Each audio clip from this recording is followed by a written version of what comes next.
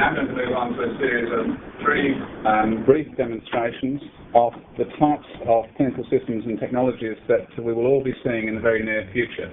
The first one is being presented by Stephen Atherton and John Zornick from Apple, and is a joint program developed through the Centre for Online Health.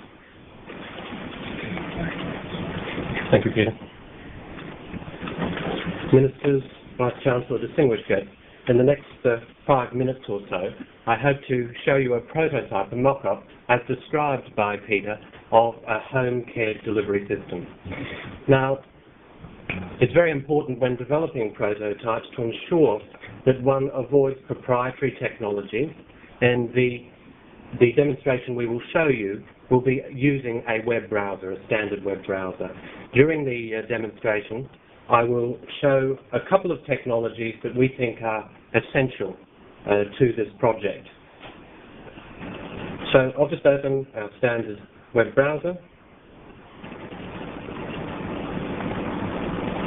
and away we go.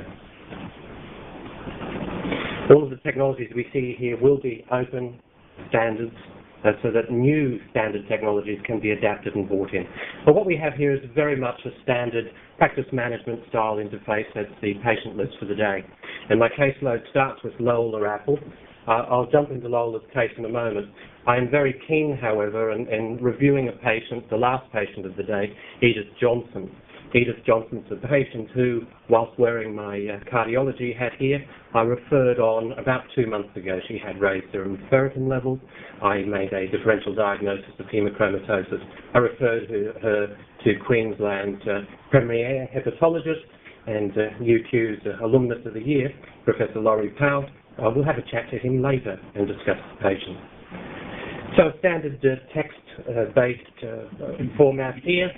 Lola is looking a bit better for the wear.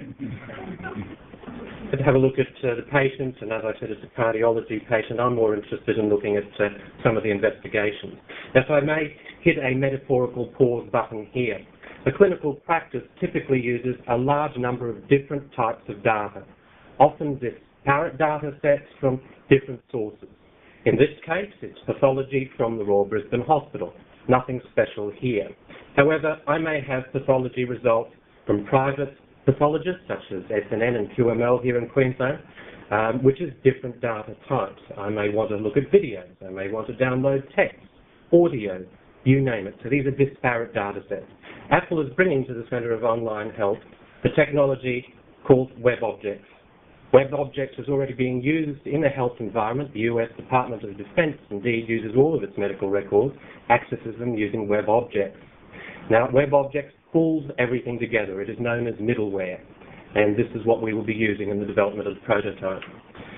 The metaphorical pause button number 2, QuickTime. QuickTime is also an Apple technology which is being used here to stream an echocardiogram from the PA hospital. It's also the technology being used to look at this X-ray. It's a basket, as it were, that allows one to look at various data types, dynamic data types. Interestingly, QuickTime is the second most installed application on Windows PCs next to Microsoft products. So it doesn't matter if it's a PC or a Mac. QuickTime also allows one to stream data, in this case, an ECG. The astute clinicians in the audience will note that this is a normal ECG and not Lola Apples, although I've slowed it down somewhat. Now that's actually me. I'm alive and well. So QuickTime WebObjects are 2 important tools we'll be using. But moving on, as I said, I'm very keen on discussing another patient, Mrs. Johnson. Now I could do that using a chat facility, and that's very powerful. In fact, the graduate medical course here at UQ use chatting facilities on the delivery of their problem-based learning. All of their cases are delivered via the web, and qualitative research some years ago when I was on staff here found that this was seen as the most important aspect of the website, the ability to communicate easily. Well, what if one can actually make that a little easier? For example, I might want to visit some specialists.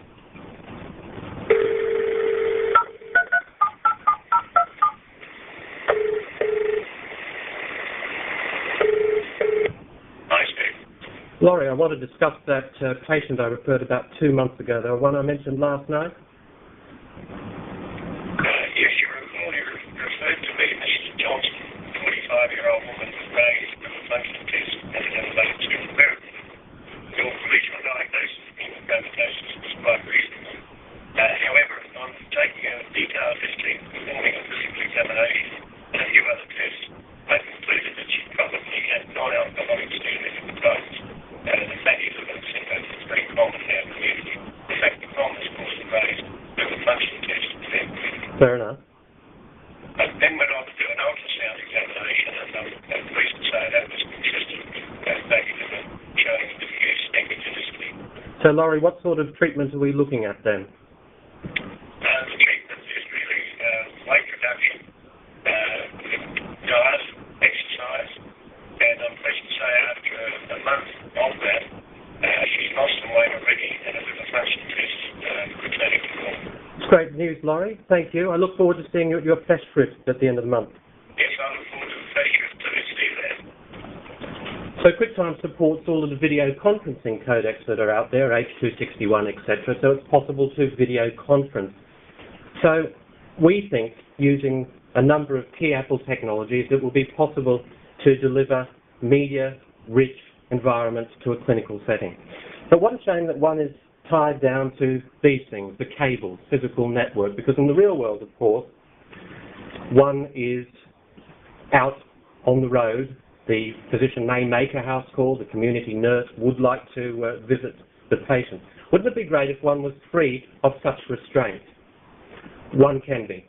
My colleague John Dornig is bringing us one of our consumer notebooks, the iBook.